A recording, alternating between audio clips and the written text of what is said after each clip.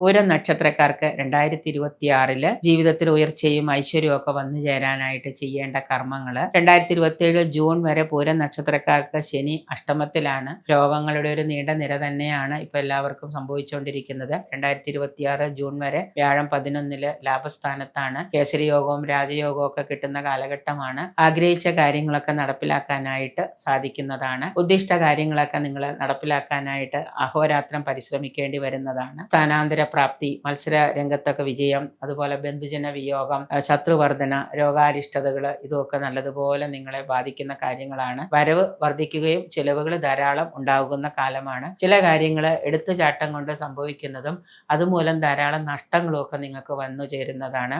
ഓം നമോ സുദർശന ചക്രായ സ്മരണ മാത്രോ പ്രകടായ ത്വം സ്വരൂപം മമ ദർശായ മമ സർവത്ര രക്ഷായ സ്വാഹ എന്ന് നിത്യവും നിങ്ങൾ ജപിക്കുന്നത് പൂരം നക്ഷത്രക്കാർക്ക് വളരെ നല്ലതാണ്. ഒപ്പം തന്നെ ശനിയാഴ്ച ദിവസം നിങ്ങൾ മഹാദേവ ക്ഷേത്ര ദർശനം നടത്താൻ സാധിക്കുമെങ്കിൽ ജലധാര വഴിപാടായിട്ട് നടത്തുന്നതും, എത്ര തിരക്കാണെങ്കിലും നിങ്ങൾ ഈ മന്ത്രം ജപിക്കാൻ മറക്കരുത്. അതിരാവിലെ കിഴക്കോട്ട് ദർശനമായി ഇരുന്ന് വേണം ഇത് ജപിക്കാനായിട്ട്. സർവ്വദോഷങ്ങളിൽ നിന്ന് മുക്തി ലഭിക്കാൻ പറ്റുന്ന മന്ത്രമാണ് ഇത്.